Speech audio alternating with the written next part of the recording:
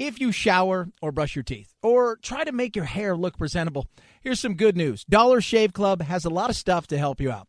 Dollar Shave Club delivers everything you need to look, feel, and smell your best. Shampoo, conditioner, body wash, toothpaste, hair gel, even a wipe that leaves your tush feeling tingly clean.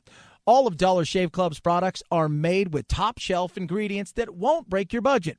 You'll feel the difference. Plus, shipping is free with your membership. And here's a great way to try a bunch of Dollar Shave Club's products for just $5. You can get their Daily Essential Starter Set.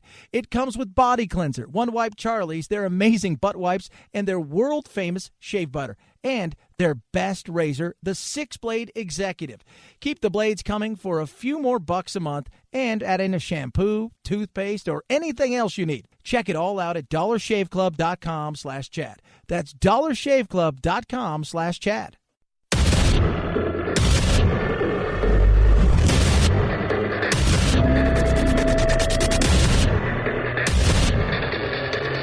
Independent in thoughts and punk rock in life. It's the Chad Benson Show. There's very little history of these addresses making any difference in terms of public opinion. Reagan in 81 famously gave an address in behalf of his tax reform plan after he'd come back from the assassination attempt, and there was a huge wave of sympathy. And Reagan was pretty good at this, much better than Donald Trump, I would say, at Oval Office addresses or staged addresses when you read a script. So I let him give it. I think actually, honestly, if he gives it and it goes nowhere, which is what I would expect, I think by Wednesday, Thursday, then you see serious erosion of Republican support on the Hill. If this is Trump's last card, what else is he going to do? Does he care? That's a big thing, right? That's Bill Kristol there, who's a never Trumper. Let's be real. Conservative, but never Trumper. And he is a conservative of the old school, right? Trump is not old school. Trump is not a conservative. Trump just happens to wear the uniform of the Republicans. So what do you do in this day and age? You fall behind the person that happens to be leading what's going on, and he is the captain of the ship. So there you go, right? But does he care? That's the thing that you need to ask yourself. Does Trump actually give a rat's ass if Republican, support erodes? Because Trump has his own sycophants and followers and supporters in the Republican Party, some that are conservatives, some that are just Trump supporters who are part of the cult-like atmosphere that he brings, and others are, they're there because. Does he really care? That's the thing that you have to ask yourself. Does he really care if, quote unquote, the support dries up? Because I don't think he does. I don't. I think it's going to be a battle right now of attrition. I spoke yesterday to a congressman, and Congressman Eddie Biggs, and he said, hey, until one side really feels it. And right now, the Republicans feel it less because it's a battle more of the Democrats versus Trump than it is Democrats versus Republicans. So the Republicans are sitting around. Should we leave? Because I feel like we should leave. I feel like this is the point where we go, you know what, maybe we should leave. You guys have unfinished business, and I feel like I'm in the middle of a quarrel of lovers here, and I just don't know.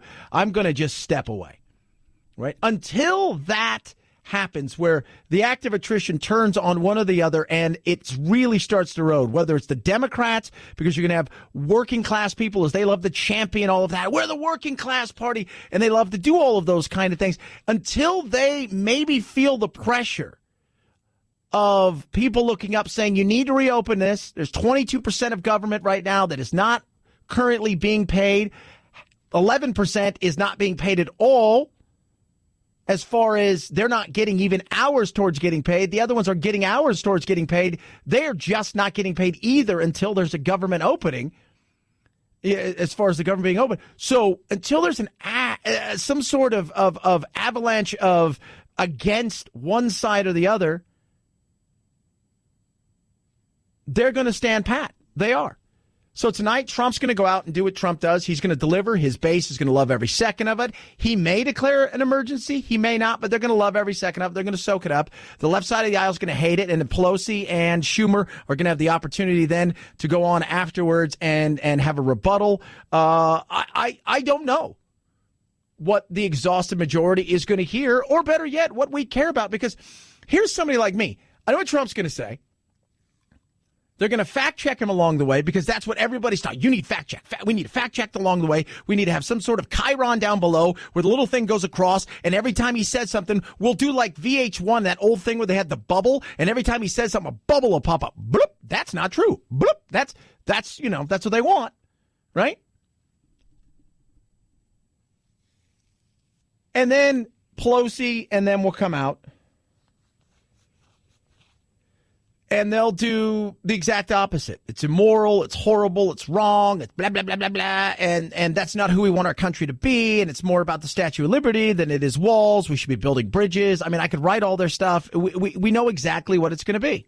I think the Democrats, if they're smart on this, and I think Nancy Pelosi is on this particular point, will do the appropriate level of due diligence. Right. Everything in its proper time and space. Everything in its proper time and pace. Right. So there is no real rush for them to now jump on. The president is his own worst communicator, as he has always been on these things. Incredible, right? But is he really? Because you say he's a horrible communicator, but his people love him. Right? So is he a horrible communicator? Well, it depends on what side of the aisle that you're on. Right? But his base love him. Is tonight going to do anything? No. Is it going to solve any problems? No. Are we going to get closer to having some sort of fix when it comes to either immigration and or the government reopening?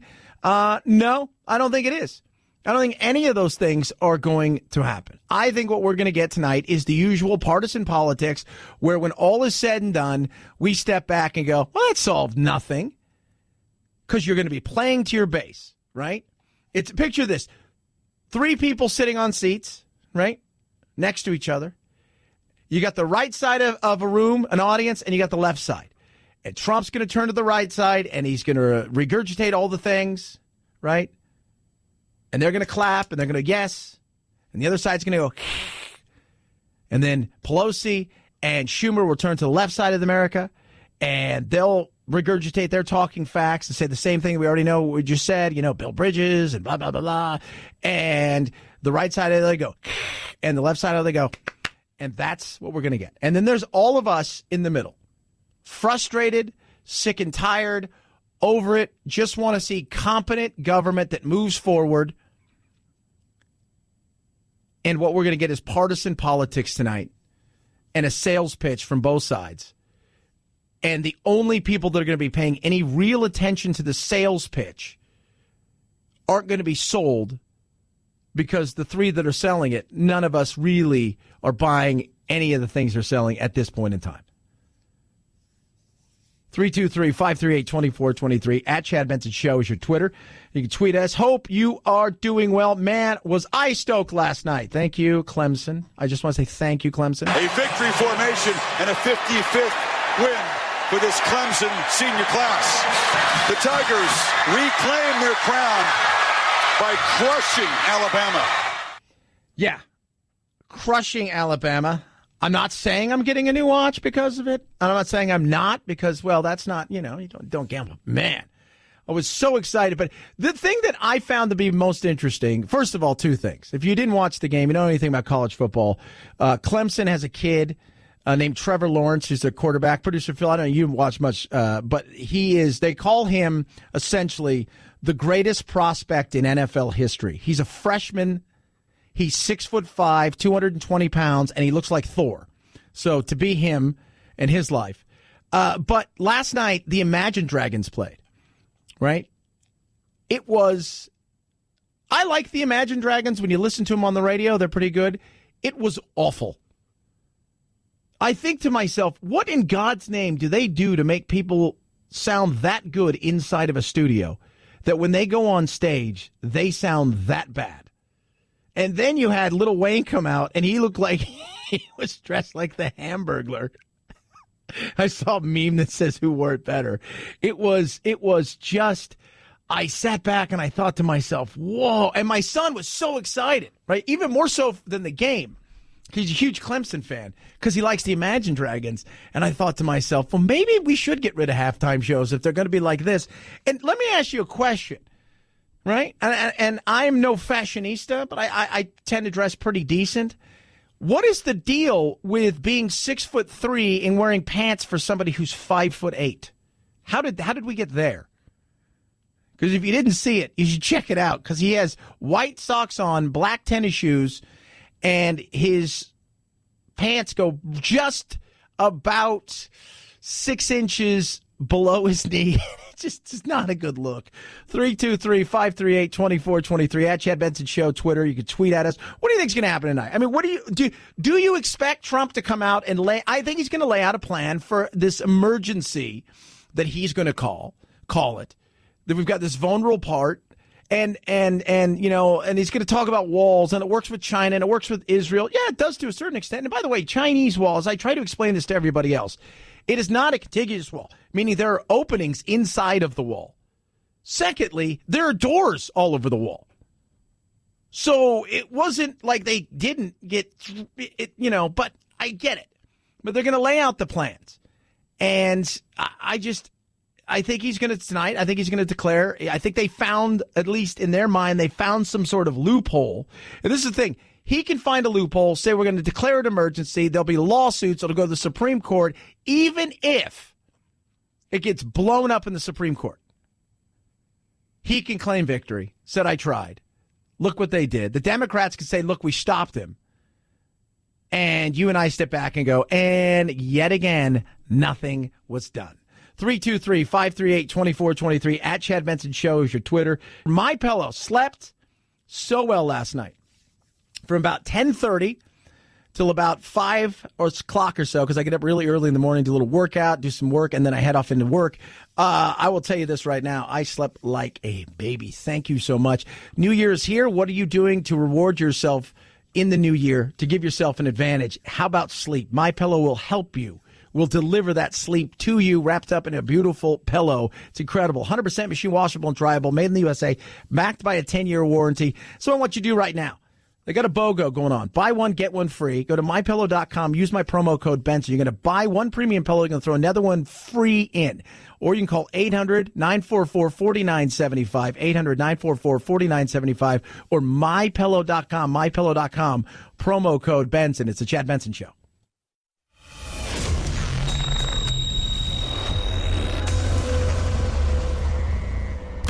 Deep states? No. Deep doo-doo? Yeah. The Chad Benson Show. Artificial intelligence. At big unveiling events, companies are showing off the future of AI tech. Computers learning like humans what you like and how to get better at tasks. Naveen Rao is head of the AI unit at Intel. He tells me it's really the capability for machines to learn from data and adapt. It can be gadgets learning your habits to predict what you want to eat for dinner, or computers mapping out the bodies of Olympic athletes to better understand how they perform. Yeah, AI. CES is going on. We're going to talk about a lot of the stuff that's going on there, some of the neat things, some of the things that... The thing I like about CES, which is Consumer Electronics Show, is it's massive. We all use technology. We love technology. And the fact that the battle that's going on is a battle of how fast can you get to the next plateau? How fast can I make this thing right here, which may be the hottest thing right now going, obsolete 12, 16, 24 months from now? That's what I find to be interesting. That battle alone. And when you talk to, because having been in the investment world, I talk to people who are angel investors and people who've got had first mover advantage in giving money early and have done quite well for themselves.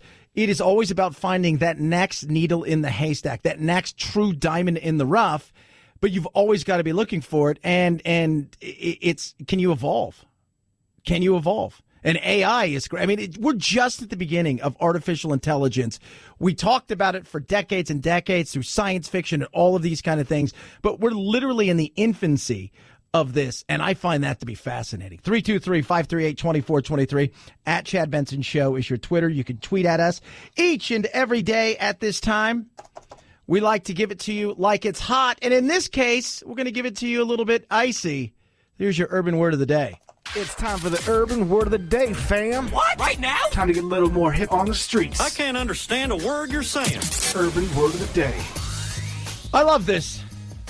I do. I love this. You guys remember this from yesterday, and it's worth listening to on God knows so many occasions. It really, really is. There is nothing better than this. Right before the kick, the field goal, something happened yesterday or the night before, where Cody Parkey missed the field goal. Icing the kicker. People ice the kicker all the time in real life, and you hear it more and more. What are you doing? You know somebody's anxious about something? Maybe you slow down instead of doing the thing that they want to do. It makes them a little bit more nervous. It makes them think. Could be even like, hey, why didn't you text her back? Oh, I'm icing the kicker. Oh, cool. Yeah. Icing the kicker is your urban word of the day. Thank you for saying that in dated urban slang so that I'll understand you. That there was the urban word of the day. We damn stretched your cranium. The question is why? Why would Russian intelligence be interested in pulling data on an American campaign? Why would that be of value? How would the Russians make use of that? Yeah, Manafort back in the picture again, and they've got lots of questions. Why did he lie? How much more did he lie? A person that's involved in the case has been in charge now. A Russian lawyer's been charged with something completely different. You've got all of this stuff swirling around, and the Mueller investigation is still out there. And do we know any more? Does it necessarily mean that Trump is involved in any of these things? No, just the fact that there's guilt by association in the world of public opinion. This obviously raises a lot more questions than it answers. And, of course, one question above all at the moment is, why did Manafort lie about it? So we hope we'll get the answers to all these questions. It's simple, by the way, for those of you not keeping score. He lied about it because he didn't want to get caught and incriminate himself in something else, so he lied about it and got in even more trouble. What is it he exactly lied about? We don't know yet. But the reality is that's why people lie, right? Sometimes you lie not to hurt somebody's feelings. Did these pants make my butt look big? No, you look great. And you may be telling a lie, but you're lying not to hurt somebody's feelings.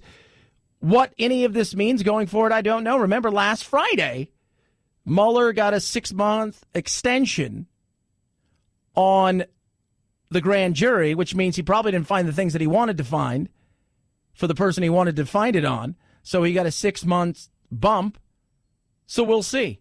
And I don't know what Trump, if anything, has to do with this particular situation. Remember, he's in jail and in prison, not because of Trump, guilt by association with Trump. It's the other things, much like Cohen, that they did, some long before they ever knew Trump. But it was a guilt by association. 323-538-2423. At Chad Benson Show is your Twitter. You can tweet at us. What do you think Trump's going to do tonight? He's already said he's not going to declare a state of emergency, but you never know with Trump. He could go off the cuff. Says it's going to be about 8 minutes to 10 minutes, his speech, and then Nancy and Chuck will have theirs. Chad Benson Show.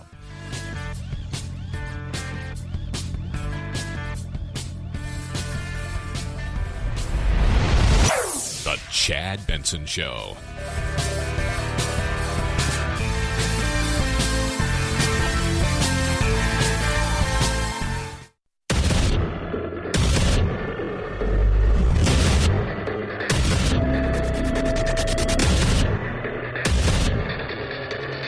Independent in thoughts and punk rock in life. It's the Chad Benson Show.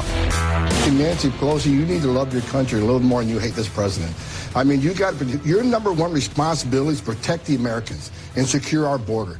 We have already shown how a barrier can be effective. So put politics aside. Look, this is all politics. They don't want this president to have a win on the border. No, Thomas Holman there, a former muckety-muck when it comes to immigration, probably has a little no. He's the former ICE director. And the reality is they don't want Trump, but neither side wants any side to win. Can we be honest there for just a second? Neither side wants any side to win. Maybe they are dead set on opposing this particular president on any issue, for any reason, just for the sake of opposing him. Mitch McConnell just sounds great. This is funny. So listen to these two. This is battling morality. Cory Booker. There is an urgency. There is a moral urgency to stopping this shutdown. Walls and barriers are not immoral. How silly.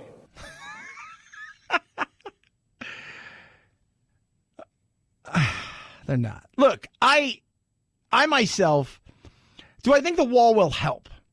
I think in certain areas it probably will cut some things down. But, you know, maybe parts of the human trafficking, although I think I think you'll see more of that at the ports. The drugs, I don't think it's going to help the way that people think. Will it slow down maybe minors and stuff like that? I think that is a possibility. But in the overall scheme of things, is it the fix? No, I don't think it is. I think technology is great with the wall. Couple that with the wall in certain areas, I think you will find that it's cut down to a certain extent. But when we talk about this ad nauseum, there's a way to stop this, right? There's a way to stop this.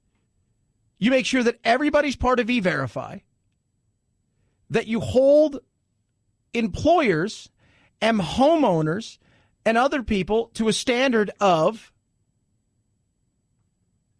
if you hire somebody, you're going to get fined.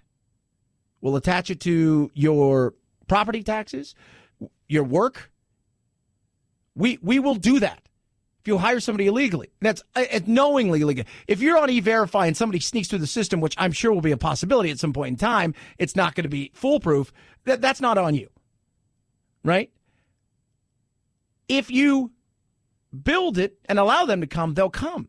If you don't build it and they show up, they'll eventually leave. When the pond dries up, they'll leave. When there's nowhere else for them to go, they'll leave.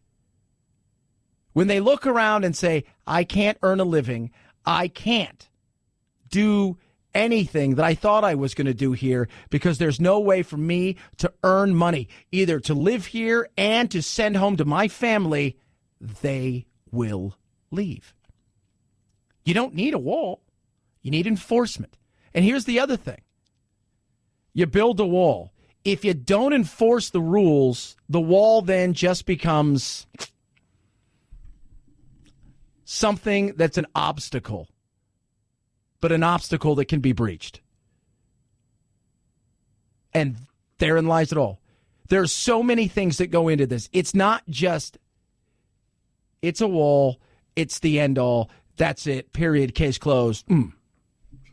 So Trump is supposed to speak 8 to 10 minutes tonight. And then from there, Chuck and Nancy will have their rebuttal.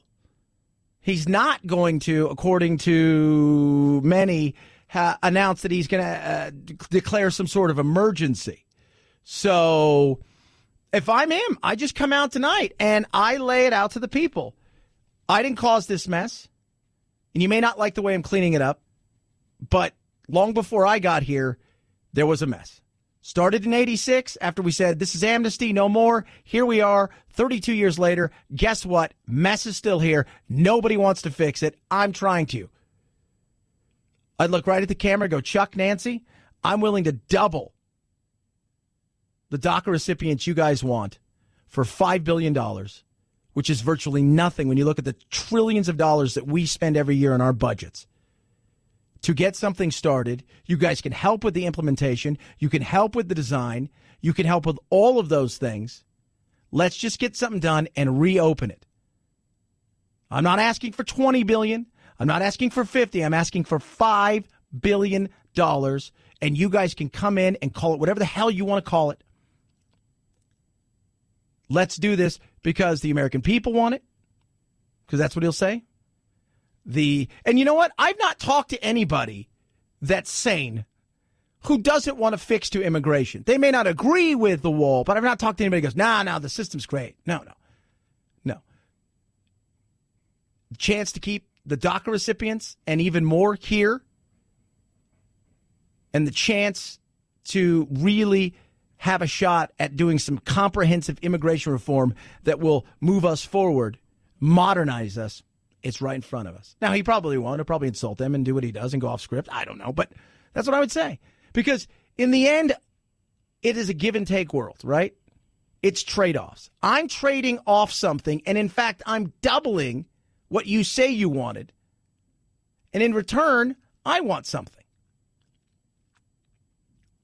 Not something that I'm already going to get, right? Something else that I want. You want something. I want something. That's trade-offs.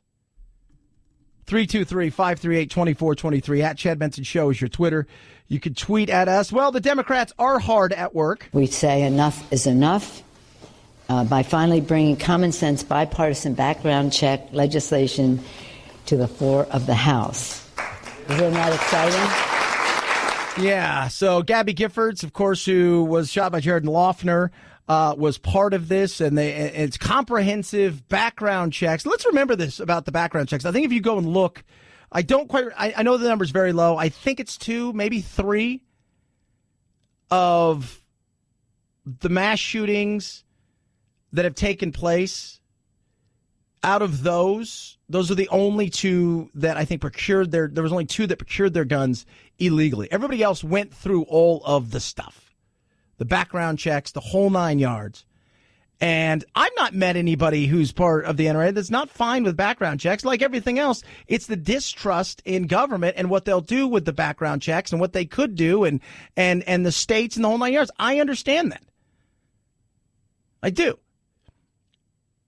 In saying that, this is another fight that's going to go on. And the Democrats are going to go along. And again, it's going to investigation after investigation. There's going to be a lot of show bills that are going to be passed and pushed down that are not even going to be looked at by Mitch. And this is what gridlock looks at. And you're looking at it in a situation where we've also got a situation where we've got a shutdown. 22% of the federal government's not working right now.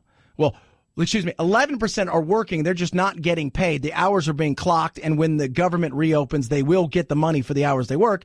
But another 11% are not even working at all. And when the government reopens, they'll have to start accruing time before they get paid again. But they're going to take up all kinds of bills, and I don't know if that's going to do anything any good. And until people on either side, in particular the president and Chuck and Nancy more than anything else, start to feel the pain from their base, and I think Trump's base can outlast Chuck and Nancy's base. Until that happens, I don't know how quick this thing gets done. But they're talking about guns today. We must never stop fighting. Fight, fight, fight. Be bold. Be courageous. The nation's counting on you. Thank you very much. Thank you. That is Gabby Gifford. So we'll see. Again, we're going to see what takes place in this, if anything gets done. I'm not a big gun guy. I like the amendments the way that we have them. I understand. I see it from both sides. I do. I see it from both sides. My frustration, is always with government is the fact that if you give an inch in anything, it's the distrust of the people that want that inch, and you have towards them that they will take more, because that's what they do. And I see that more and more. Whether it's been growing up in California and watching the way the things have eroded, and that you give an inch and they take a mile, you give a mile, they take forever. That's the frustration a lot of people have. And I get that big time. I do. And I can see why people get frustrated, and I can see why people want no part of what they're offering when it comes to that. I read a great article, because, you got Ocasio-Cortez, who is, of course, she's the darling of everybody. And she was on over the weekend with Anderson Cooper, and they were talking about, her new green plan and how expensive the green plan is going to be. And, of course, she talked about the 40% to 70% to God knows how much. When you get up to the tippity top of the pay scale, that's when we're going to get you as far as like 70%. And even Anderson Cooper, again, questioned her on the expensive stuff. Zero carbon emissions, no use of fossil fuels within 12 years? That is the goal. It's ambitious. And how is that possible? You're talking about everybody having to drive an electric car? It's going to require a lot of rapid change that we don't even conceive as possible right now. What is the problem with trying to push our technological capacities to the furthest extent possible? This would require the raising taxes. There's an element where, people are going to have to start paying their fair share in taxes. Speaking of fair share, let's just break that down really quick. And top 1% federal income, 39.8 or 39.4. All federal taxes, top 1%, 26.2. Top 20%, 88.1. All federal taxes, 69.5. Middle, 4.1, 9.0. So think about that for just a second. So they're paying the fair share. Hell, I'm paying my fair share, and I get frustrated. Both at the state level and the federal level. But I will tell you this, and why I bring this up in regards to the gun situation is I read a great article that says the reason we'll never have 70% when it comes to taxes again is because when we had that, we had almost 80% of the country who trusted the federal government. Now it's about 14%. That's why. When you have a distrust, you're far less likely to give somebody more rope, more leniency, more freedom to do something because you can't trust them. Whether it's taxes, the Second Amendment, something to think about right there. That's why. I've always said I don't have a problem paying taxes. I have a problem with you taking money from me, spending it on other things, and then coming back and saying, I need more because the thing we allocated that money for, we use for everything else that had nothing to do with that, and we're going to have to do this. That's the frustration. We have a spending problem, not a revenue problem. Despite the tax cuts, record revenues. And yet, the debt grew. Hard to trust when they're not trustworthy. 323-538-2423. At Chad Benson Show is your Twitter. You can tweet at us. Speaking of something trustworthy, meat, Butcher Box in particular. They're trustworthy. You see, the way that they raise the animals that you're going to munch upon, which are delicious, humane. No antibiotics, no hormones, grass-fed, grass-finished, free-range, free-roaming chickens. It's incredible. The way that the beef is awesome. The chicken is incredible. I love the pork. To me, it's so incredible. It is heritage bred pork. It keeps all of its fat and flavor the way it's supposed to be. Now, they got sockeyed salmon, Alaskan sockeyed salmon. It's amazing. And I'm not a fish guy, but you will love it. You will. Less than $7 a meal, a month's worth of meal delivered strictly right to your door. Just boom, bing, bong, boom. You open the door. What is that? It's meat. It's food. It's incredible. Your taste buds are going to be alive. Now, here's the great thing with ButcherBox. This is what they're doing right now. You go to butcherbox.com/Chad. With your first box, they're going to throw in 2 pounds of Alaskan sockeye salmon plus $20 off your first box. Boom. That's butcherbox.com/Chad. Butcherbox.com/Chad. 2 pounds of Alaskan sockeyed salmon. All the other great meats, $20 off the box. What are you waiting for? Butcherbox.com/Chad. At Chad Benson Show is your Twitter. ChadBenson. Chad Benson Show.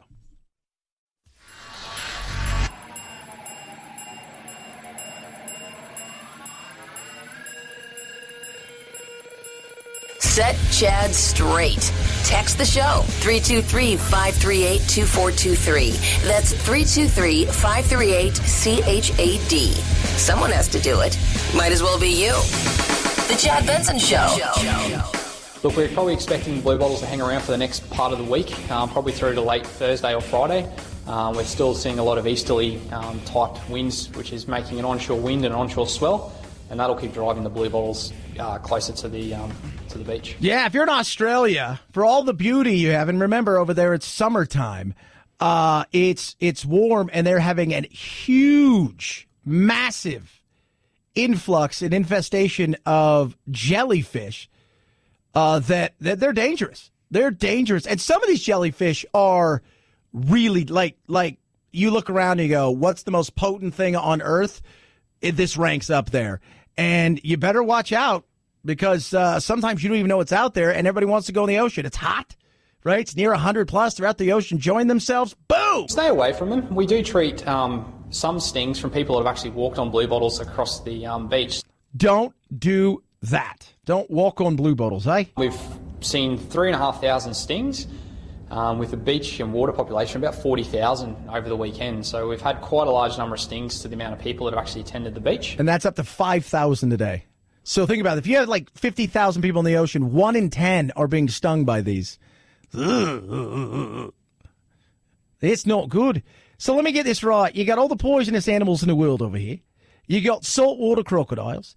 You've got great white sharks and tiger sharks, and you got the box jellyfish. Yeah. And let's not forget the most terrifying of all spiders. Yeah. The recluse. Yeah. Oh, I'll piss. My buddy's over there right now. Should get him on, ask him, have you been stung yet? Can you do that for the Chad Benson Show? 323-538-2423 at Chad Benson Show is your Twitter. You can tweet at us. Love hearing from you.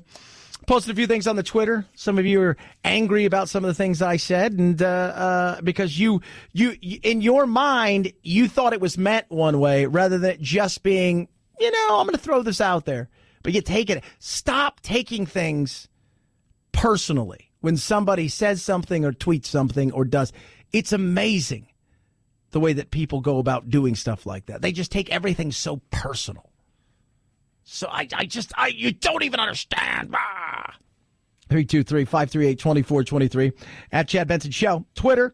Love it when you text the program. It's free and easy to do, kids. Free and easy. 538-CHAD. That's it. 323-538-CHAD. C-H-A-D. You can also like us on Facebook, old style. I read today that Samsung won't even allow you to delete the Facebook app. You can never escape. Chad Benson Show.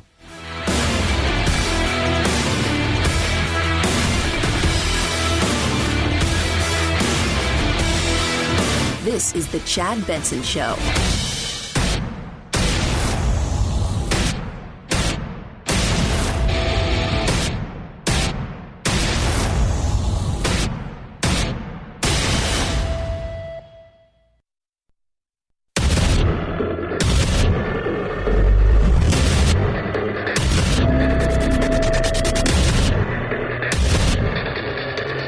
Independent in thoughts and punk rock in life. It's the Chad Benson Show. I think the Democrats, if they're smart on this, and I think Nancy Pelosi is on this particular point, will do the appropriate level of due diligence. Right. Everything in its proper time and space. Everything in its proper time and pace. Right. So there is no real rush for them to now jump on. The president is his own worst communicator, as he has always been on these things. Incredible, right? Well, I don't think he's the worst communicator. Let's be real. He is president of the United States. He seemed to communicate pretty well enough to get elected. Michael Steele right there. I like when people no longer have to play the game, meaning they no longer are part of the party the way that they once were. They're free to say the things that I think they would like to say in the past, but they could never do it. Michael Steele right there, kind of giving advice. Essentially, just let Trump be Trump and then go from there as he gives a speech tonight. And remember, normally you get these speeches if it's the State of the Union, some of these other big things. This isn't one of those things where they're going to get it beforehand. So when Chuck and Nancy go, they're kind of going to be looking at the stuff that they're going to be reading almost as it's happening. Or the remark. It shouldn't be that hard. You're not going to get an hour. It's not hard to go up there and say rebut what he said. It's pretty easy. Doesn't mean that they won't flub it, though, as we all know. They love to mess things up. It's the beauty of politics. That's why nobody ever pulls ahead. Anybody competent would pull so far ahead of all of them. But there isn't a lot of competency in politics because they fumble and stumble. It's like watching a football game where they fumbled the ball and it's wet and it's snowy out there and all the big guys are trying to jump on it. It just keeps popping out. That's just, finally the ball just slowly comes to a roll. It slowly slows down. Somebody just walks over and picks it up. That's what you need to have happen. But we'll see. We'll see what Trump does tonight and whether or not Trump is able to articulate. And I think he will, because he will have, and keep to the facts. Look, I understand he says things and he lies about stuff that he doesn't need to lie about. Usually it's stuff that doesn't matter to anybody else, but he still does it. And what that does is it ruins your credibility in other areas. Keep to the facts. Talk about the broken system. Talk about what you're looking for and what you want. Right? Don't go so far off script that you get to the point where it's like, But I'm sure he will, because he's Trump. And they like it when he goes off script. Not only is it good for their pocketbooks because it brings in more viewers, it's also entertaining. 323-538-2423 at Chad Benson Show is your Twitter. You could tweet at us. So Kevin Hart, of course, tweets. People went back, found his tweets, and they tore him a new one. And then he said, I'm not going to do the Oscars now. And then, he went on Ellen, and then both of them got hammered for, him not, I don't know what it was. And Ellen got hammered for, how dare you have somebody on like that? And then Don Lemon did this bizarre, emotional appeal to Kevin Hart and all of these things. And I think he's just kind of had enough of all of this. And it's no matter how much you do a mea culpa, no matter how much you apologize, it's never enough for the insane. They're always going to bring it up, and that's how that's the light they're going to cast you in from now on. I will say this, and I want to make this very clear, and I'm going to say it just in case you guys try to take the shit and chop it up. I will rebuttal with this piece right here. Once again, Kevin Hart apologizes for his remarks that hurt members of the LGBTQ community. I apologize. But it's never enough, right? It's never enough in this day and age. And you can hear he's pissed, right? Because this is now affecting him. But Chad, it affected other. Nate, is there one person out there that was hurt by anything he said? Honestly. When people say, I was hurt by that, what does that even mean? Like if somebody looks over at you that you love, that you're married to, you have a relationship with, and they say something awful and hurtful because of your knowledge, your interrelational experience with that human being, the fact that you've built up an emotion and stuff, and they say something that hurts, that is one thing. If somebody tweets something 5 or 6 years ago, how does that hurt you? And it's a comic. So take that also into effect. How does that hurt you? Does it hurt you to the point where you want to destroy them so they never have a chance to ever work again? They never have a chance to do anything ever again. Do you wish that that person would essentially lose everything and be homeless? Because that's what I feel like a lot of people want nowadays. They want revenge. For what I don't know, but they seem to want that revenge. We thought it was okay to talk like that because that's how we talk to one another. In that, you go, this is wrong now. Because now we're in a space where I'm around people of the LGBTQ community, and I'm now aware of how these words make them feel and why they say that it hurt because of what I've been through. So then we say, hey, man, as a group, let's erase this shit. We don't talk like this no more. Let's not do this. We don't post this shit on social media. And more importantly, within my comedy act, I'm going to make sure that I don't do anything else offensive because I talked to some friends of mine. Okay, there he goes. Right, he said that. And again, Don Lemon comes out, and he and Don Lemon, I guess, talk for an hour. And he really, Don really wants him to be an ally for the LGBT community. And Kevin Hart said, no, I don't want to. right? I've apologized. There you go. I'm not going to talk like this anymore. Right? I'm not. This is it. There you go. We're moving on. He was criticized for that again. And he talked about the fact that, look, even the way he does things, right? So here he is doing these things, apologizing, and it's still not enough. Then they break down the way things should be said. And now it turns into you're bullying now because now that I said what I said, the way that I would say it because I'm me, you're now trying to change me into becoming what version of me you want me to be. And you know why that is? Because for the last umpteen years, whether it's businesses or entertainers, athletes, whoever it is, people have gone and got those people to change who they were, how they acted, what they said, who they associated with in public, what they wrote. And so why shouldn't they? It's worked elsewhere. Why won't it work for you? And that's why it's like, that's it. I'm done. I'm over it. I've apologized enough. Can't apologize anymore. Moving on. Not going to apologize anymore. I'm done with this crap. I'm over it. I've apologized. There you go. You guys are now bullying. I'm done. And it still won't be enough. Like I say, there are certain forces that are out there who are looking in every way, shape, or form, whether it's Laura Ingraham or Tucker Carlson, Kevin Hart, or any of these other comics that have said things in the past, athletes, whoever it is, they're looking for that moment that they can do something. I will tell you this. I'm watching the Clemson game last night. So here's Clemson, right? Taking on Alabama, beating Alabama. The juggernaut that is Alabama. Not just beating them, thumping them. They rolled the Tide last night.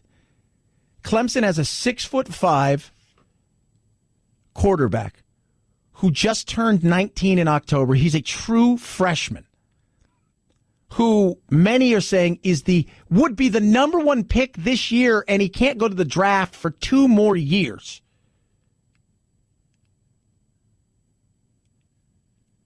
And the only thing I'm thinking is, as we've seen in the past, is what did he tweet 6 years ago when he was 13 and just got a smartphone that's going to come back and bite him in the ass because somebody's been holding on to that? That is not a good thing. That is not. We want to punish things from yesteryear today. We want to have retro rage. It's not good. It's not. And there are people out there looking, waiting for somebody to say something stupid, waiting for somebody to slip up so they can go, ha, I got you. I got you. That's sad. That is very, very, very sad. 323-538-2423. At Chad Benson Show is your Twitter. You can tweet at us. Love hearing from you. Chad Benson Show.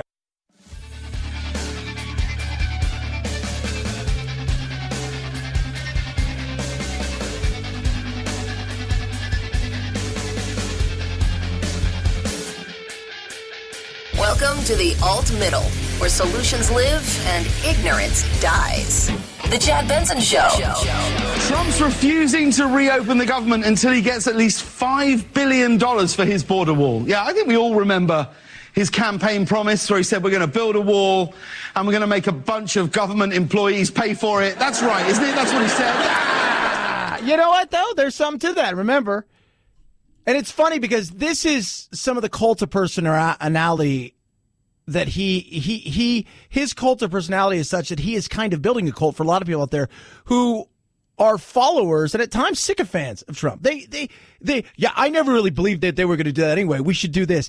And look, he said he was going to do that. I never thought that was going to happen.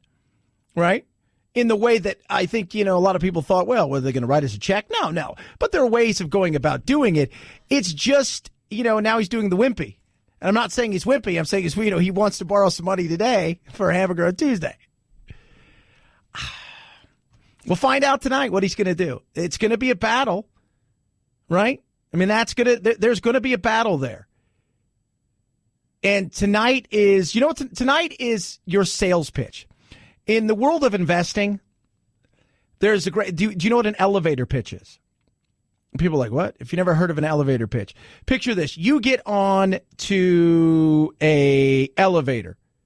You've got this great idea. It's been swirling in your head forever. And you've worked on it. You've put some money into it. You and your friends have come up with this amazing thing. And you've worked tirelessly while you've worked your other job. And you get onto an elevator and you look over and, oh my God, there's an incredible angel investor. You know what an angel investor is? These are the people that come in the first round that aren't family and friends and your credit cards. And they're the ones who are big investors and put money into your thing. But you've got to pitch them. And the dream is you get on an elevator for your elevator pitch and you're standing next to somebody and you've got however long that person's riding on the elevator with you, whether it's 30 seconds or 2 minutes straight to the top, wherever they're going, to pitch them. Tonight, that's what this is for both sides. It's an elevator pitch to the American people and not to the people who've already come in and their biases are showing, their allegiance is showing, their belief system is showing, what they believe they're already locked into, and that's not going to change. The other side's not going to change. It is that exhausted majority. It is the 40, 50% of us, 60% of us who don't really identify with either party 100% and are open-minded enough to go, okay, show me what you've got. What are you willing to give? And what are you willing to give? What are you willing to do? And what are you willing to do? That is going to be very interesting tonight. This is what it is tonight. Essentially, it is an elevator pitch to the American people. 323-538-2423 at Chad Benson Show is your Twitter. You could tweet at us. CES is going on, right? If you don't know what it's Consumer Electronics Show. And apparently there is something there that is very exciting, at least for me. No, not really, but I just found this to be so weird. This just shows you that we have all the things in the world we've ever dreamed of, and then we have more, right? We have everything in life we've ever dreamed of, and we're like, you know what we need more of in our technology? More DNA stuff, but not for humans or dogs. Like this year, a company called Base Paws is showing off what it claims is the world's first at-home cat DNA test. Like 23andMe or Ancestry.com for humans. This is for cats. It's been around for dogs for a while, but now you can send in your cat's DNA and find out all about their genetic info. I don't know why you would want to do that, right? It's like the cat. Where'd you get the cat? Off Craigslist. I made a dangerous friend, and I got a pet, right? Okay. Well, I need to know everything about the cat. Right? Is the cat susceptible to any kind of disease? Do they have something there that I should worry about? I mean, I need to know everything. It's because when you go get pure bred animals, right? You're going to go spend X amount of dollars on something. Maybe, but shouldn't that come with the paperwork? Right? Who's the cat's mom and dad? Oh, that's the mom right there. She went outside and, well, something happened. She got a little drunk. Who's the dad? We don't know. It's going to be on Jerry Springer. It's going to be on Cat Springer. You are not the... Yeah. 323-538-2423 at Chad Benson Show is your Twitter. You can tweet at us. So I was reading this article about this guy who was arguing with a woman. He invited her on a date. She had originally invited him on a date, and he then invited her on a date, and she said no, she doesn't want to go on a date with him anymore because of what happened last time. And you go through the article and you read that she invited him on a date. They went out. They split the meal. He paid for his, and she was mad that he didn't pay for hers. He said he spent like $20. She bought like $110 worth of stuff, lobster and all these drinks. And he's like, no, you invited me. And in this day and age, like you think to yourself, well, should it be that way, right? The equality, the whole 9 yards. And I'm going to tell you guys this. Ladies, you'll understand this. But guys, you really understand this. if you reach into your purse and you pull out your wallet, a guy will go, how cool is that? They'll think that right away. And a gentleman will want to pay. And in some day and age that we live in now, some people don't want that, but they will. And then secondly, and this is vitally important, ladies, when a guy opens the door for it and you get in the car, if you reach over and you undo their door and you open it for them, you win. Guys love that. Guys love that. 323-538-2423. At Chad Benson Show is your Twitter. You can tweet at us. Do love hearing from you, my friends. 2020 in full effect. Who's the next one to throw their hat into the ring? Well, she may be from California. Chad Benson Show.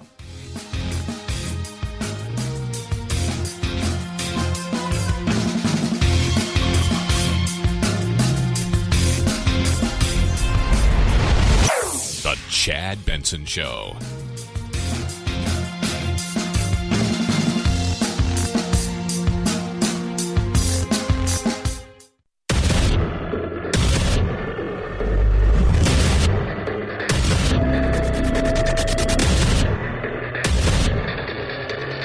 Independent in thought and punk rock in life. It's the Chad Benson Show.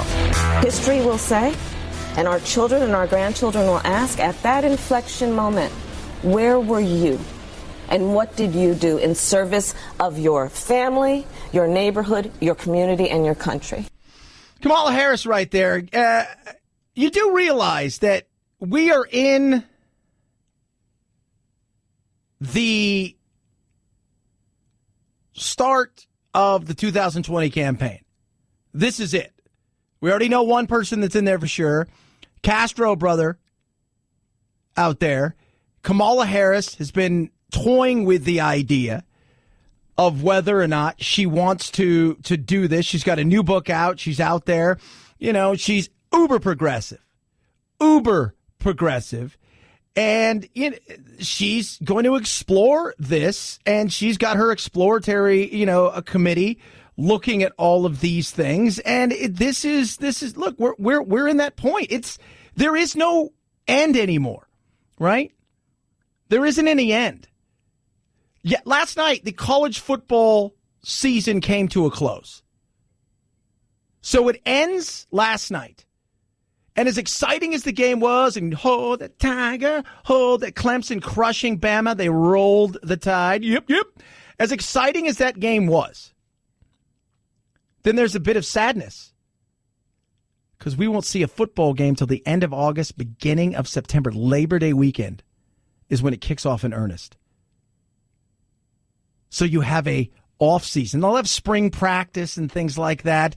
The NFL will finish here in the next month, and then they've got the Alliance of the Football League coming on after that. But the reality is the NFL won't start up again until mid-July, and you won't see a snap until, early August, and the season won't kick off in earnest until right around September. The same kind of thing, and you'll have the draft in between. But the reality is it's a long time. It's not like that in politics anymore. Politics is, boom, we're here, we're in your face, there is nothing else. You take a holiday, you take a quick break, you got Christmas, whatever it is, but the reality is politics now, especially when it comes to races, is nonstop. Nonstop. I think it's ridiculous. I think that the voters are also smarter than that, and ultimately voters make decisions about their leaders based on their leaders' position on issues and their leaders' capacity and desire to lead. And so I think it's a distraction, and it's unfortunate that it is disproportionately applied to women who run for office. Once again, you got to make yourself out to be a victim. And Kamala Harris was a very successful prosecutor in California. And she's worried about her likability. That's what she was talking about. One of the things is likability. Everybody's got a likability issue in some way, shape, or form, right? You've got to deal with that. I don't care if you're purple, you're green, you're man, you're woman, you're non-binary, whatever it is you want to. You will have a likability thing. They have a Q score. Celebrities have. They want to know, how do they rate with people? Do people think they're cool? Do people think they're popular? Are people over them? Are they too in the American culture? Are they overexposed? all politicians have to deal with that kind of thing. She's worried, actually, I found this to be very interesting, that her time as a successful prosecutor is going to come back and hurt her because it'll look to be as if she has no sympathy for people, which I just find to be another one of those things where, are you kidding me? So you were successful, but you're worried about the fact that you were successful because it's going to make you look bad? What? You should, if you want to know, if you're a Democrat and you want to know what you should be worried about, you should be worried about, how do I communicate if I'm from California or New York and I'm running on a national scale? How do I communicate with middle America? Because I know I've got California sewn up. They're with me lockstep. Same thing with New York, right? So the two most populous states, you've got those, right? But how do I get the middle of the country to buy? Because my form of being a Democrat and my politics is not Cedar Rapids, Iowa politics, Madison, Wisconsin politics, Milwaukee. You know, it's not that progressive. I've said this forever and a day. A Democrat in the middle of the country is not a Democrat from Berkeley or Malibu or Manhattan Beach or Manhattan, New York. They're not the same. So, yeah, likability is a big thing. How likable you are is a big... I've always... The perfect example is you look at Hillary Clinton. Not only was she a bad kind of candidate with a lot of the stuff that she'd been in and a lot of the negativity that surround her, her personality was completely off-putting. Even people that voted for her didn't really go, I want to hang out with her. No. Right? She seemed manufactured. She seemed robotic. Where Trump, people had a strong opinion. They really, really liked him. And they voted for him. Or they couldn't stand him. But he came across at least as a human being. So, yeah, likability is important. And your big thing is, how do you run a campaign that is going to be inclusive for your side of the aisle, where you don't go so far left that the middle of the country says, nah, I don't want to be California. I may be a believer of women's right to choose and of, climate change, but I also believe in the Second Amendment. I also believe, that's the thing that they're going to have to balance. 323-538-2423 at Chad Benson Show is your Twitter. You could tweet at us. And of course, tonight is a big night. The president is going to give his speech to the nation, followed by Pelosi and Schumer. Today, Pence talked about that in negotiations, because this is a negotiation. Now, it's a negotiation they're taking to the people. It is a elevator pitch, right? Your pitch for 2 minutes to the American people, 6 minutes, 8 minutes. Trump said he's going to be about 8 to 10 minutes. This is what this is. You're selling the American people. And in many ways, you're also negotiating. And what kind of negotiations are going to be going on to not only the nation, but behind closed doors? What are your must-haves? You absolutely 110% must have this. What are your wants? These are my must-haves. These are my wants. And you've got to be willing to say at some point in time, I'm willing to give you one of my must-haves, but you've got to give up one of your must-haves. Meaning, I really, really want this. I really, really need this. For Trump, the must-have's a wall. For the Democrats, it's always been about DACA. I think it's pretty simplistic if we look at it. But because we live in a world of zero-sum game, meaning everybody's got to have 100% of something, which is nothing. That's all they're getting. Oh, I want 100% of something. Well, you get 100% of nothing. And on the other side, I want 100% of something. Well, you get 100% of nothing. There you go. How about you guys each give up your wants, keep your two must-haves, and we'll go from there. From the very first day of this partial government shutdown, President Trump has been engaging in good faith negotiations and discussions. Now it's time for Leader Schumer, for Speaker Pelosi to come back to the table, to respond to what the president's put on the table. Will they? Will they?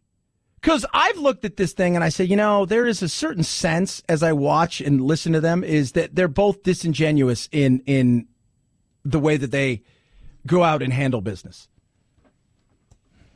I said this, he said this, you said this, I said this, he said this, you said this.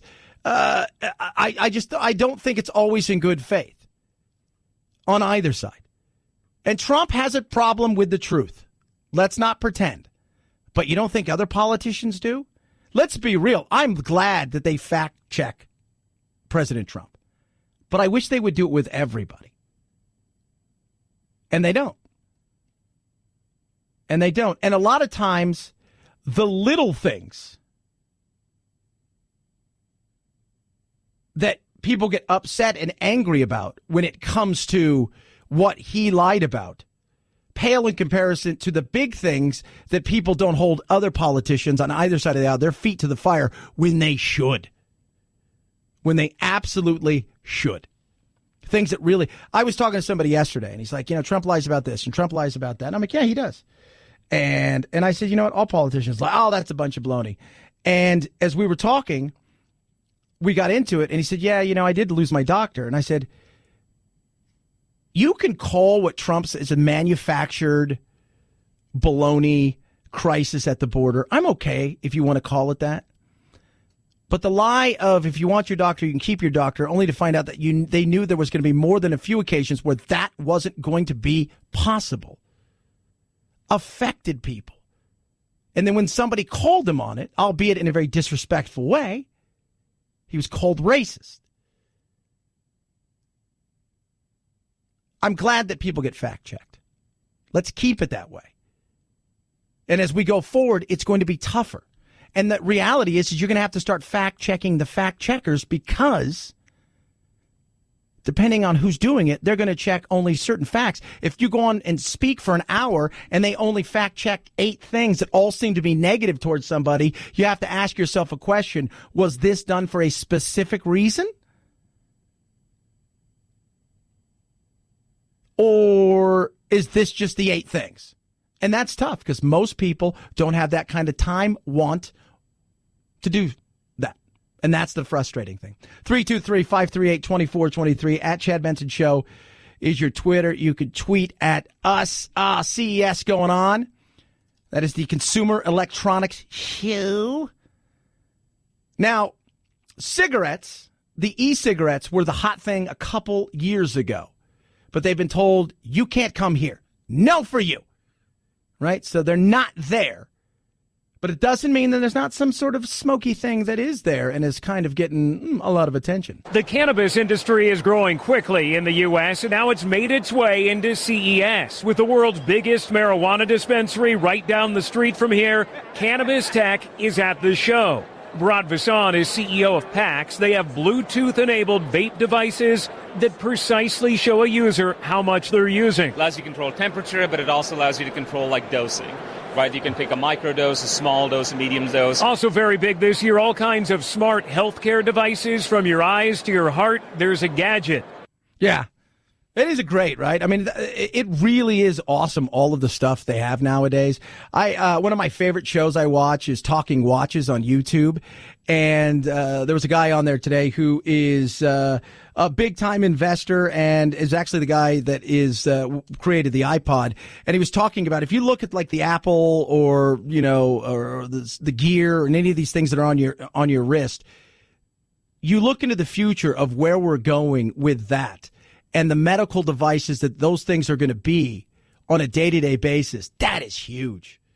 That is exciting. And then there's the people freak out and go, I don't want people to know what my dad is. Well, if you're sick and you have the potential of something going wrong, then you probably want that. If you want to be off the grid, then you won't. But I'm excited for stuff like that. 323-538-2423 at Chad Benson Show is your Twitter. You can tweet at us. AMAC is amazing. The conservative alternative to the likes of ARP. They're fighting for immigration reform for you. They're fighting for comprehensive reform on things like Medicare and Social Security reform. They're out there offering the alternative to what ARP offers you. Plus, they offer you so many other things. All these incredible benefits, retail, restaurant, hotel, travel discounts, you name it. They've got up to 40% off movie tickets, up to 40% off things like Disneyland, SeaWorld, Legoland, things of that nature. They are amazing. They are. And right now, for my listeners, you can join for free. If you're over the age of 50, join for free 1 year membership. It's on me. They don't even want your credit card. Go to amac.us/Chad. amac.us/Chad. 1 year membership. You get all of the benefits and then some. They don't want your credit card. Join for free. It's on me. amac.us/Chad. amac.us/Chad. AMAC is better for you, better for America. At Chad Benson Show, Twitter, ChadBenson. Say what? Chad Benson Show.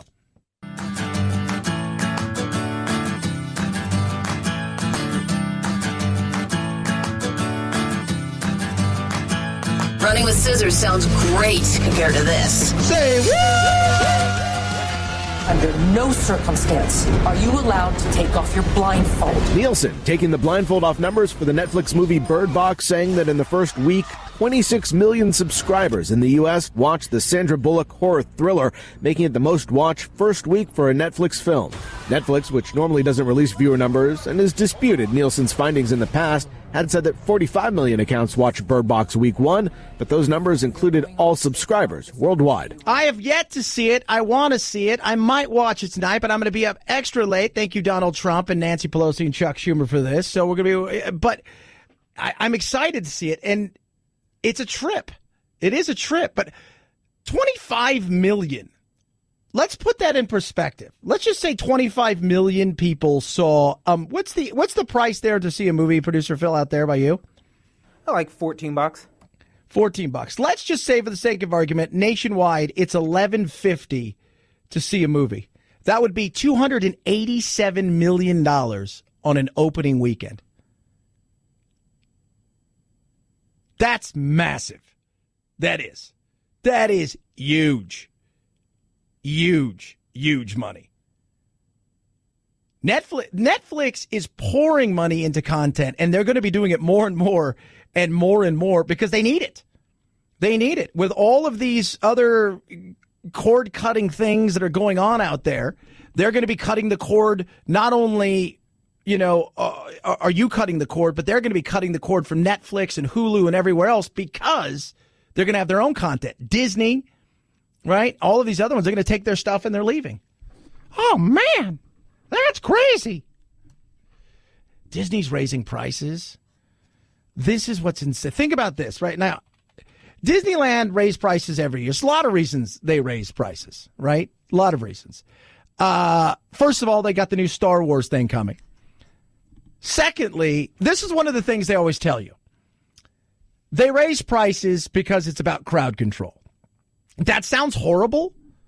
Like, what do we? But essentially, they want to make it so you maybe think about. They raise prices because they can. That's right. You guys will pay anything to come to this damn park. I tell you, anything. They will. People will. So prices right now are going to go up big time. One day adult ticket price at the peak times $149, up from $135. 1 day regular price $117 to $129, and a value ticket $97 to $104. Here's the big thing. It's $2,000 if you want the deluxe pass. When I was a kid growing up, and I lived in Southern California, and Disney literally was probably 10 minutes from my house, they used to have a Southern California pass where you could go anytime in the summer after 5 o'clock. It was awesome. Not anymore. You suckers just keep paying and paying. Oh, Mr. Doodly-Doo. Here comes Toodles. He's got all this big truck because he's going to have to back it on up so he can put all this money in it. Say what? That Chad Benson Show's your Twitter. ChadBenson. Chad Benson Show.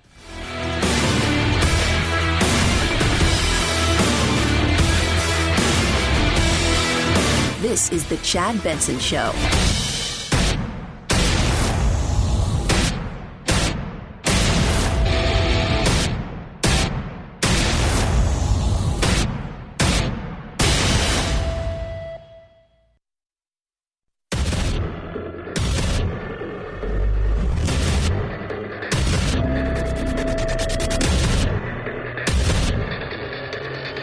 independent in thoughts, and punk rock in life. It's the Chad Benson Show. The comments you are about to hear are not based on fact and are likely to include misinformation, blatant lies, and fear-mongering. That should be the warning that runs across the screen. Says Bob Mendez. Didn't he do something wrong recently? I can't tell. It's politics, baby. They're all doing something wrong.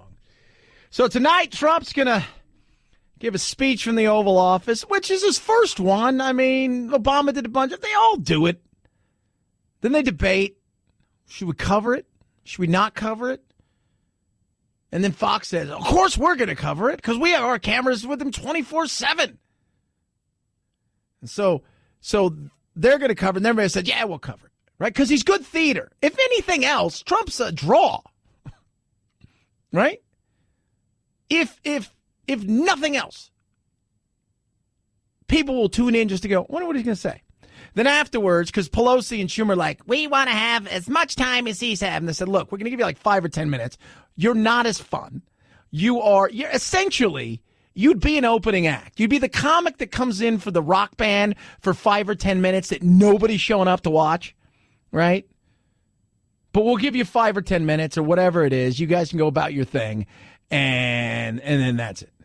Right, we're not going to, and then we've got our people in house that are all going to say, "Oh, let's fact check them," and that's going to be going on. In fact, some people, I think, 1 or 2 of the stations are going to try to fact check him as he goes. So I said they should do that. Was it pop-up video? Was that with VH1? Pop-up video. So every time he tells a lie, it pops up. Instead of having the chyron, make it entertaining. Will he tell a lie? I don't even know what he's going to say, right? It's not like, a lot of times you get these speeches beforehand. It's not like that. And he's going to be speaking on a teleprompter, which just is excruciating. But he's going to do that tonight. So we will find out. We're going to find out tonight. He could come out, and if I'm him, I look right at the American people, and I say, American people, this is what I want to do. I want to build a wall. Both sides have failed on numerous occasions to do anything that needs to be done. In 86, we gave amnesty. It was a one-time deal. It was supposed to be. That's it. They voted on walls. They funded walls. None of those things ever came true. Lo and behold, 30-some plus years later, we're back in the same position, but worse. I want a solution to this, and I think the solution starts here, but we need a full, comprehensive solution across the board that deals with all of this stuff, from our ports to our broken visa program, across the board. Many of you are going to say I'm a xenophobe. Many of you are going to say I'm a racist. I'm not. I love our country. I like legal immigration. I want legal immigration. Don't care what color you are, but I want it to be done right. It's only fair to the people who've done it right, and it's fair to the American citizens, the taxpayers of this country, that we do it correctly.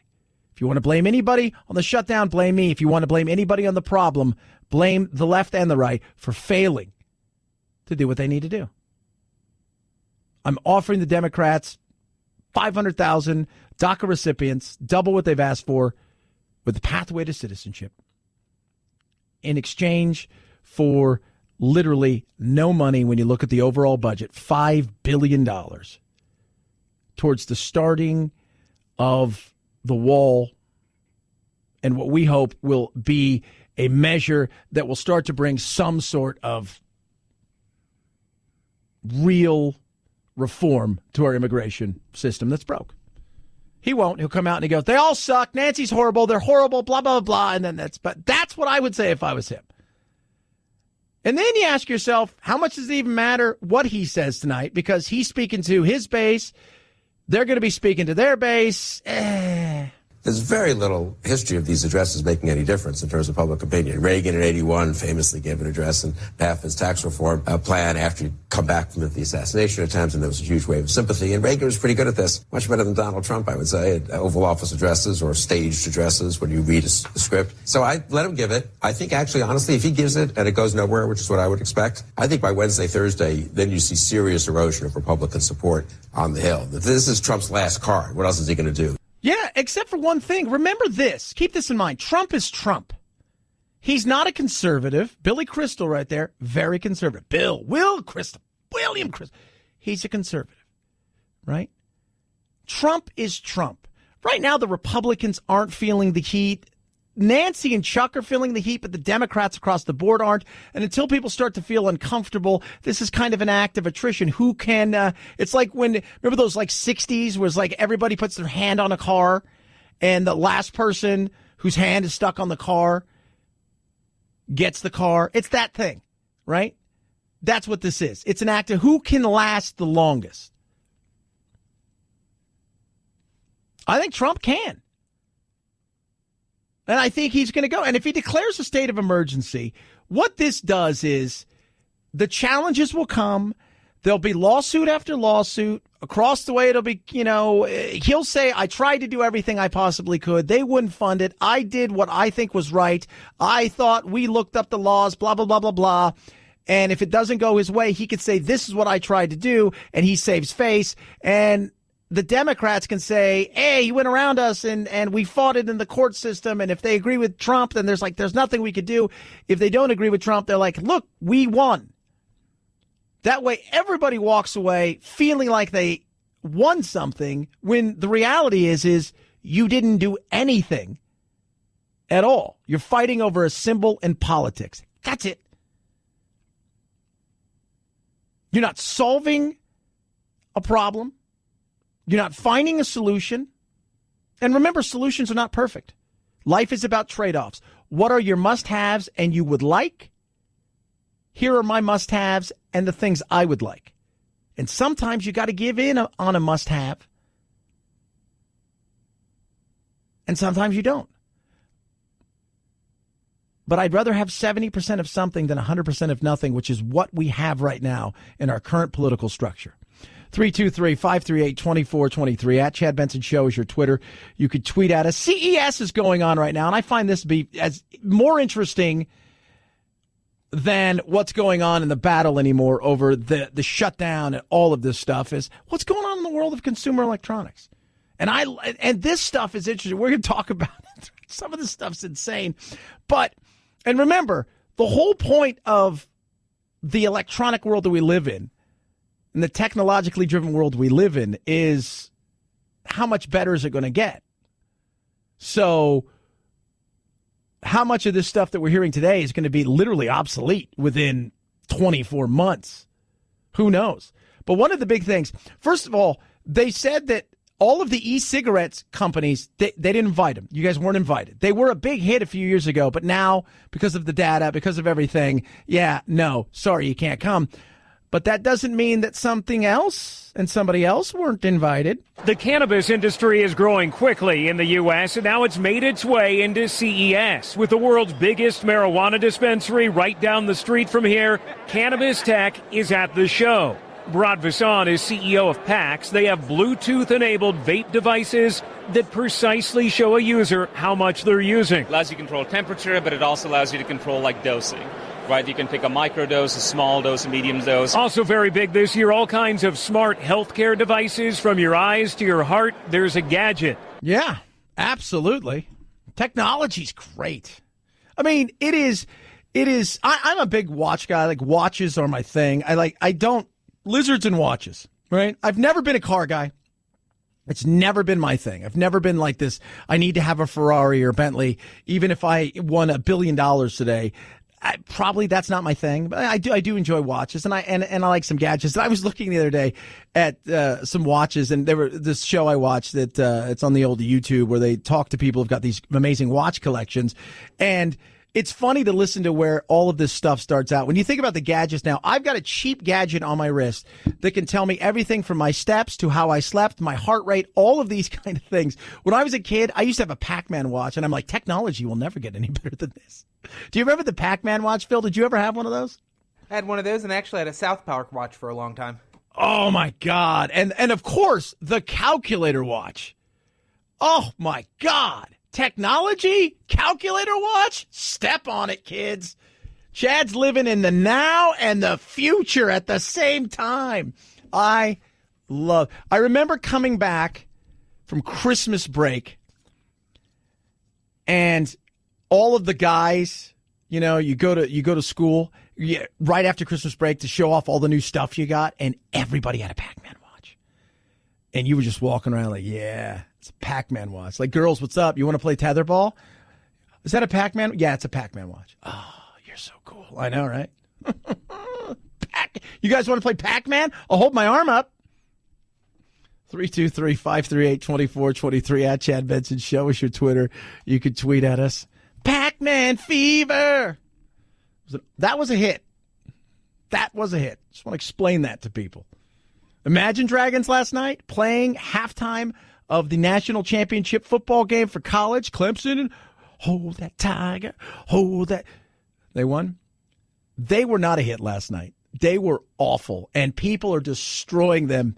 One headline I read, Imagine Dragons makes America's ears bleed. It didn't even sound like them.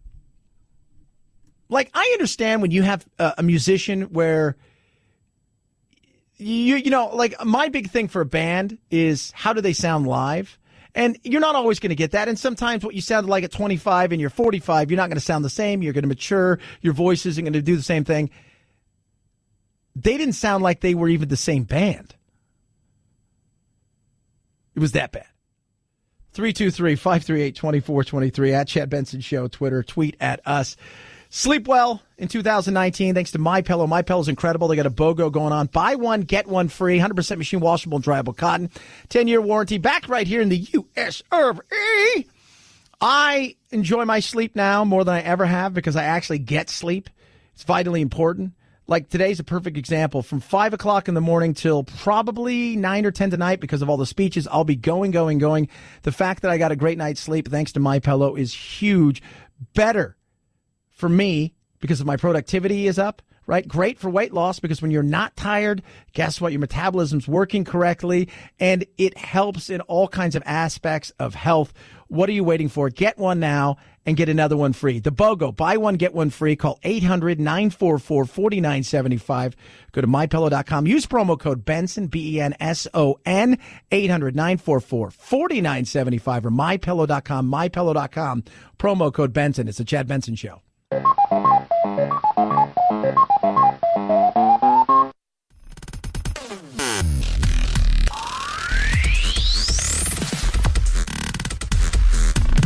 Take one giant step to the left. Did you ever have anyone embarrass you like this? One giant step to the right. That's all that separates you from everything else that came from slime. You are now in the alt-middle, where it's just right. Call if you get weird.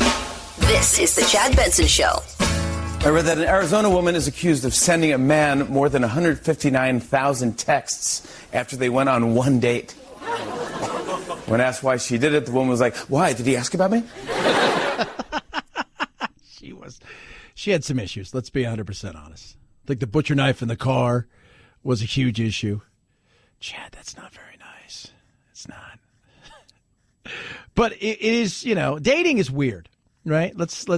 Especially in this day and age, between Me Too and all of these things. And then here's the other thing. It's the who pays, right? Because back in the day, the reason men paid is because women didn't work. And so men paid. That was a long time ago. Things have changed. And there was a great article this person put up, and they shared this argument that happened. And this guy says, "Hey, you want to go out tonight?" And she tweets back or texts back, "After what you did to you last time, why would I go out with you again?" He goes, "What did I do?" He said, "You made me pay for my own food and drink while you paid for only yours. Blankety blank blank blank." He goes, wait a minute, you invited me. You didn't have to pay for my food. My food was $18. Yours was $110. And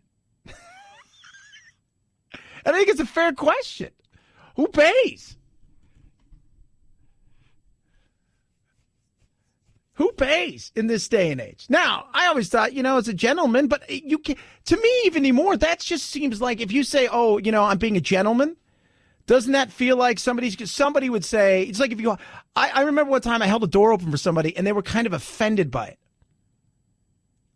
They're like, you didn't have to do that. I'm like, well, I was being nice. I did it for other people. Well, you didn't. I could open my own door. I'm like, okay, well, whatever. Piss off. I don't care. I mean, I was just trying to be nice. As if me doing that was some sort of patriarchy or some sort of now she's subservient or something. No, just being nice. I do it for men. I do it for women. Right. I think it's just a nice thing to do, but we've lost our way in niceness. But when you say stuff like, well, I was just trying to be a gentleman, it almost feels like, oh, see what you're doing now? See what you're doing? It's ridiculous. But if you go out, like I've always, yeah,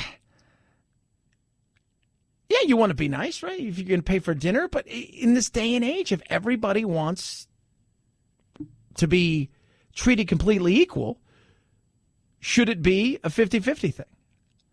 And there are little things. Guys will tell you there are little things, right? Like if you go to reach for your wallet,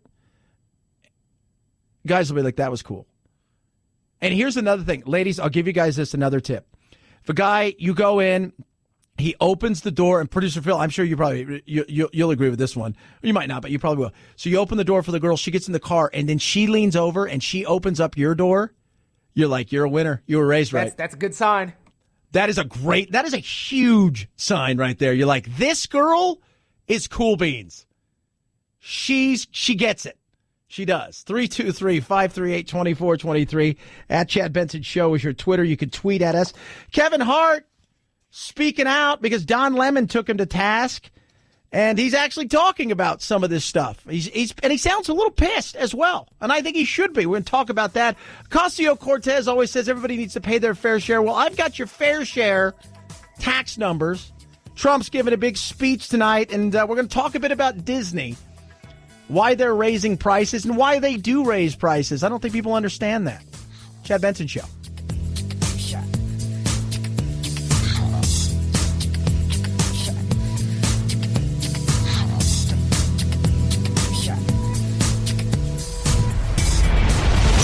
The Chad Benson Show.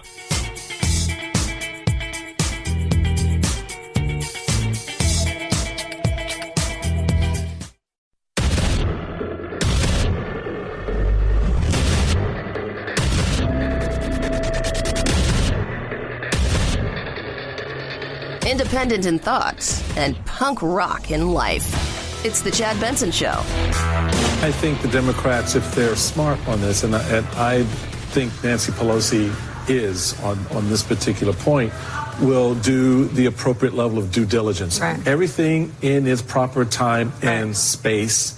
Everything in its proper time and pace. Right. So there is no real rush for them to now jump on. The president is his own worst communicator, as he has always been on these things. Incredible, right? Well, I don't think he's the worst communicator. Let's be real. He is president of the United States. He seemed to communicate pretty well enough to get elected. Michael Steele right there. I like when people no longer have to play the game, meaning they no longer are part of the party the way that they once were. They're free to say the things that I think they would like to say in the past, but they could never do it. Michael Steele right there, kind of giving advice, essentially just let Trump be Trump and then go from there as he gives a speech tonight. And remember, normally you get these speeches if it's the State of the Union, some of these other big things. This isn't one of those things where they're going to get it beforehand. So when Chuck and Nancy go, they're kind of going to be looking at the stuff that they're going to be reading almost as it's happening, or the remark. It shouldn't be that hard. You're not going to get an hour. It's not hard to go up there and say, rebut what he said. It's pretty easy. Doesn't mean that they won't flub it, though, as we all know. They love to mess things up. It's the beauty of politics. It's why nobody ever pulls ahead. Anybody competent would pull so far ahead of all of them.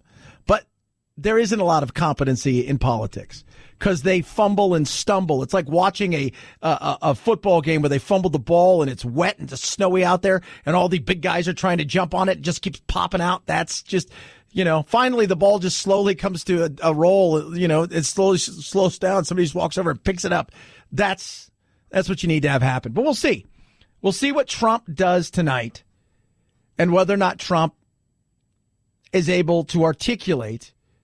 And I think he will, because he will have, and keep to the facts. Look, I understand he says things and he lies about stuff that he doesn't need to lie about. Usually it's stuff that doesn't matter to anybody else, but he still does it. And what that does is it ruins your credibility in other areas.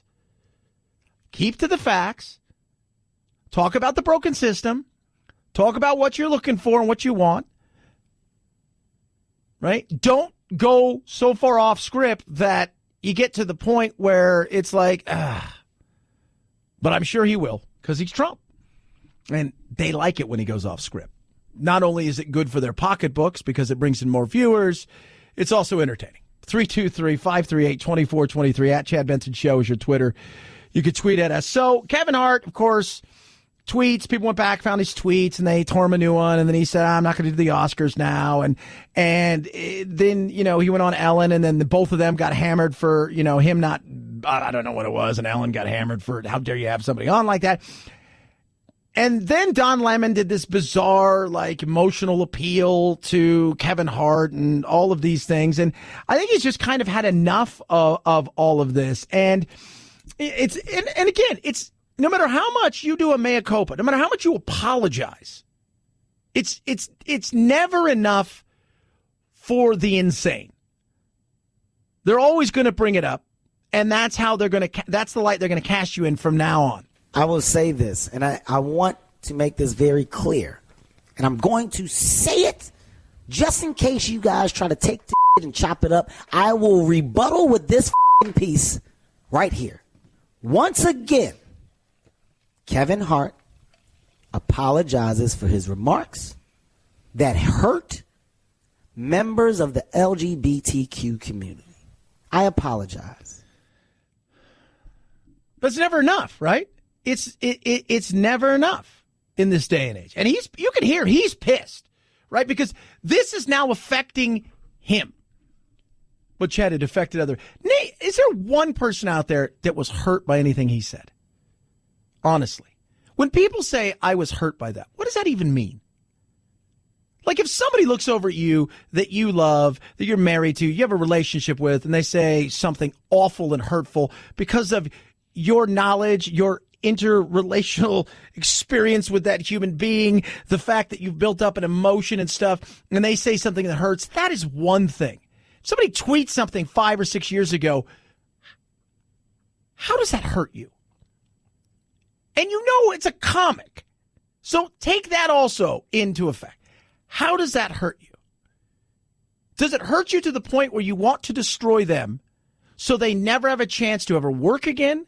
They never have a chance to do anything ever again. Do you wish that that person would essentially lose everything and be homeless? Because that's what I feel like a lot of people want nowadays. They want revenge. For what I don't know, but they seem to want that revenge. We thought it was okay to talk like that because that's how we talk to one another. In that, you go, this is wrong now. Because now we're in a space where I'm around people of the LGBTQ community, and I'm now aware of how these words make them feel and why they say that shit hurt because of what I've been through. So then we say, hey, man, as a group, let's erase this shit. We don't talk like this no more. Let's not do this. We don't post this shit on social media. And more importantly, within my comedy act, I'm going to make sure that I don't do anything else offensive because I talked to some friends of mine. Okay, there he goes. Right, he said that. And again, Don Lemon comes out, and he and Don Lemon, I guess, talk for an hour. And he really, Don really wants him to be an ally for the LGBT community. And Kevin Hart said, no, I don't want to. Right? I've apologized. There you go. I'm not going to talk like this anymore. Right? I'm not. This is it. There you go. We're moving on. He was criticized for that again. And he talked about the fact that, look, even the way he does things, right? So here he is doing these things, apologizing, and it's still not enough. Then they break down the way things should be said. And now it turns into you're bullying now because now that I said what I said, the way that I would say it because I'm me, you're now trying to change me into becoming what version of me you want me to be. And you know why that is? Because for the last umpteen years, whether it's businesses or entertainers, athletes, whoever it is, people have gone and got those people to change who they were, how they acted, what they said, who they associated with in public, what they wrote. And so why shouldn't they? It's worked elsewhere. Why won't it work for you? And that's why it's like, that's it. I'm done. I'm over it. I've apologized enough. Can't apologize anymore. Moving on. Not going to apologize anymore. I'm done with this crap. I'm over it. I've apologized. There you go. You guys are now bullying. I'm done. And it still won't be enough. Like I say, there are certain forces that are out there who are looking in every way, shape, or form, whether it's Laura Ingraham or Tucker Carlson, Kevin Hart, or any of these other comics that have said things in the past, athletes, whoever it is, they're looking for that moment that they can do something. I will tell you this.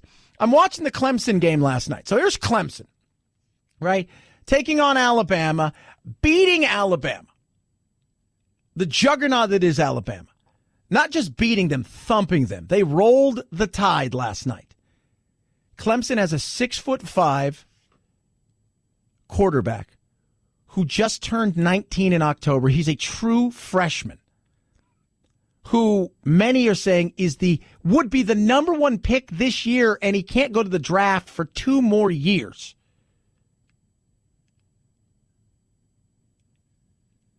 And the only thing I'm thinking is, as we've seen in the past, is what did he tweet 6 years ago when he was 13 and just got a smartphone that's going to come back and bite him in the ass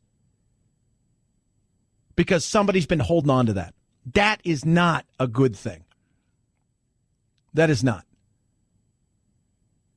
We want to punish things from yesteryear today.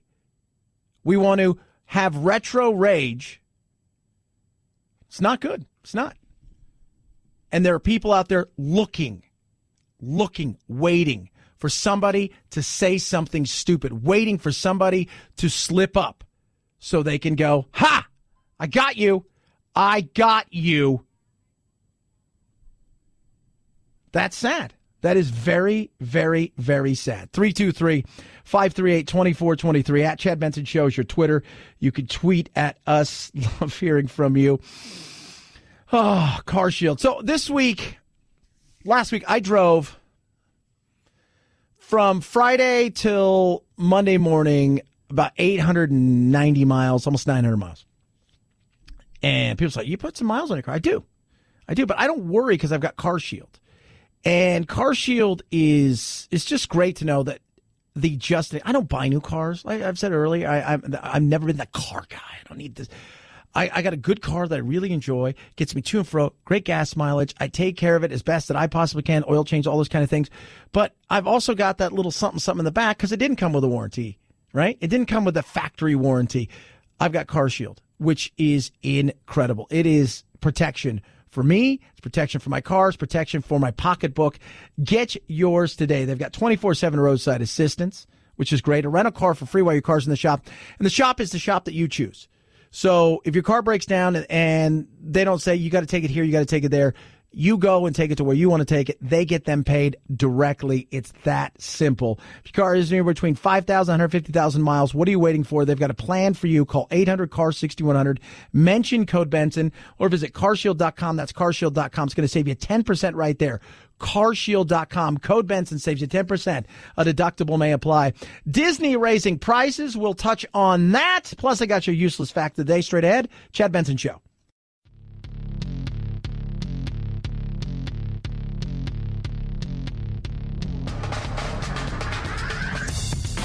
Serving up talk radio medium rare and dripping with irony. It's Chad Benson. We got a Paul Manafort issue. Defense attorneys said Paul Manafort provided complete and truthful information to the best of his ability. Prosecutors with Special Counsel Robert Mueller's office said Manafort reneged on his plea agreement by lying about his contacts with Trump administration officials and his interactions with a former Russian intelligence officer. Manafort is awaiting sentencing next month from prison, where defense attorneys reveal he has suffered depression, anxiety, and from gout, which has at times confined Manafort to a wheelchair. Oh, think about where he was a year ago, where he is now. Times can change fast, right? Situations can change. Circumstances can change. 3 years ago, you'd never heard of Paul Manafort. He becomes the campaign manager for maybe 90 days. I don't even know how long he was the campaign manager of that entire thing. And out of that, he's lost everything and he's sitting in jail. If he would have said, nah, I don't want any part of anything that you're doing. I'm doing my own thing. But because he thought, well, he becomes president. Imagine all the people I can court. Should have left well enough alone. 323-538-2423 at Chad Benson Show is your Twitter. Who pays on a date? And I was saying, look, I was letting them know, ladies, let me tell you something. If you're out on a date with a guy and the bill comes and you reach in to pull out money, say, oh, I thought we were going to split it. And a guy Tyson said, if you checked out the thing on Bronx Tale, the door thing, meaning, let's just say I open the door for you, you get in the car, I go around to get into it, and you've reached across and you've opened the door for me. That's the test for a lot of guys. That's just a cool thing. And you're like, yeah, you get it. You get it. The other person says, oh, Chad, it's not that people want to punish people for things they said in the past. They want to call attention. No, people want to punish. People want to destroy people's lives. Even Kevin Hart said that last week. They don't just want you to have the mea culpa, I'm sorry, I should learn. They want you to punish. They want you to feel pain. They want you to never work again. Not everybody. But there are plenty out there that want that. And I don't think it's good. I don't think it's good for any of us when we do that. But I also think, where's the maturity and the common sense? We're going, oh, he's a comic. He says weird things all the time. And it's not like Kevin Hart is some newfangled comic that we're like, did you hear about this guy? Nobody's ever really seen this guy. Nobody knows who this person. He's pretty well known. Right? And the last time I checked, and I don't know if this is true. Phil, is this still true? Do comedians sometimes make people laugh, making observational humor that's funny? Absolutely they do. Okay, that's still a thing. I didn't know. I was unaware. I'm glad to know that. Under no circumstance are you allowed to take off your blindfold. Nielsen taking the blindfold off numbers for the Netflix movie Bird Box, saying that in the first week, 26 million subscribers in the U.S. watched the Sandra Bullock horror thriller, making it the most watched first week for a Netflix film. Netflix, which normally doesn't release viewer numbers and has disputed Nielsen's findings in the past, had said that 45 million accounts watched Bird Box week one, but those numbers included all subscribers worldwide. Yeah, so it looks like it's a massive hit. And remember, you don't need to do the Bird Box challenge, which is where you put your blindfold on and you wander around aimlessly. Or you don't have to do that. For whatever reason, we have this need to see something, go, oh my God, that would be funny. Let's do that. It's all fun and games until somebody dies. Then we laugh. Chad, you're such a jerk. Yes. Yes, I am. And I'm okay with that. I'm okay with that. CES is going on right now, Consumer Electronics Show. And if you've ever wondered about your cat, wonder no more. Like this year, a company called Base Paws is showing off what it claims is the world's first at-home cat DNA test. Like 23andMe or Ancestry.com for humans, this is for cats. It's been around for dogs for a while, but now you can send in your cat's DNA and find out all about their genetic info. That's why the rest of the world hates us. Because we have so much money and so much time on our hands, we look over and go, you know what? I'm really curious about my Maine Coon / cat that wandered into my house, that I would like to know, what's your DNA? Where do you come from? Do they have an Elizabeth Warren cat? Did you know that, Phil? I'm part cat. That's what you identify as. That is exactly what I identify as. Oh, that's what we found out our cat is. He's a Maine Coon. He's huge, but he's only got 3 legs. That's why we call him Oscar Catorius, because he's missing a leg. This is humor right there. Satire, kids. Enjoy it. Solid fun day as always. Trump doing what he does. Doing what he'll continue to do. Let the battles continue to begin. How long will this thing last? 323-538-2423 at Chad Benson Show is your Twitter. Useless fact of the day. Kids on average laugh 300 times a day. Adults last 17. That's why researchers say they are more creative and they are more optimistic. Oh, yeah, I think that's true. We need a little bit more laughter and optimism in this world. Have a wonderful rest of your day. Night-night, Jack.